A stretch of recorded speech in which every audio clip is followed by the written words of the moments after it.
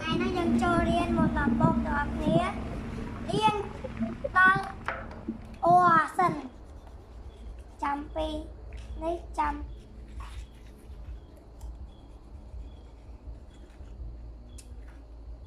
dân riêng đó ô sân á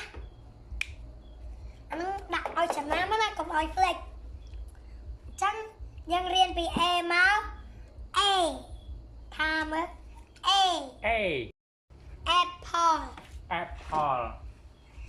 là bó bằng lế cứ apple apple apple apple apple sao anh chơi ở kia dinh ai dinh ngọt tôi cho cái ăn sắc như có qua thử gì đó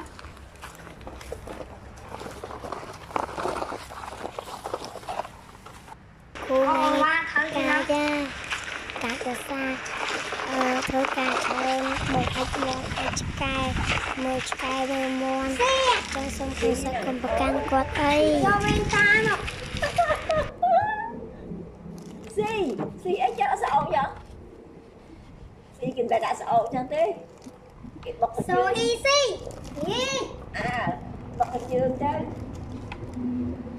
bọc trường mỗi hai si á ô bọc chân mũi sâu hết sâu nè nó đặt sâu tới tê បាទហើយត្រង់ចំណុច នេះ គ្រូគិតថា កូនសិស្សនឹង ចេះប៉ុន្តែ តែសួរបែ បែ ប បចាញ់ពិចារ ដល់ពេល យើងគិត ថាកូនសិស្ស សួរបែបចាញ់ ចានអញ្ចឹង យើងគួរមានគំ និតអវិជ្ជមាន មានកើតនៅក្នុង ចិត្តឲ្យយើង គួរខឹង នឹងសិស្សដែរ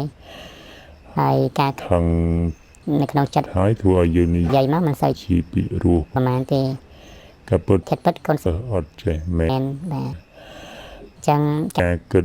វិ វិជ្ជមាន គឺសំខាន់មែន តែនហើយ ទោះបីជាក្នុង ក្នុងត្រស័ក ណាក៏ដោយ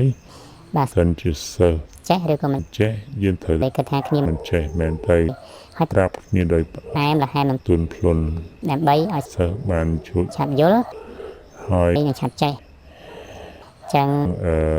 keep your chin up ណា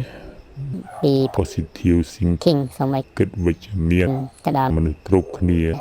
ដើម្បីធ្វើឲ្យ យើងវិជ្ជចិត្ត នឹងដោះស្រាយ រាល់បញ្ហាដែល មាន បាទហើយចុងក្រោយក៏សូមថ្លែងអំណរអគុណចំពោះអ្នកមើលទាំងអស់ដែលបានចំណាយពេលវេលាដ៏មានតម្លៃហើយតាមដានវីដេអូដែលគ្មានតម្លៃតាំងពីដើមដល់ចប់ហើយក៏សូមខន្តីអភ័យទោសនៅរកកំហុសឆ្គងនៃការឡើងដោយអចេតនានិងចេតនាបាទខ្ញុំសូមអរគុណសូមជម្រាបលា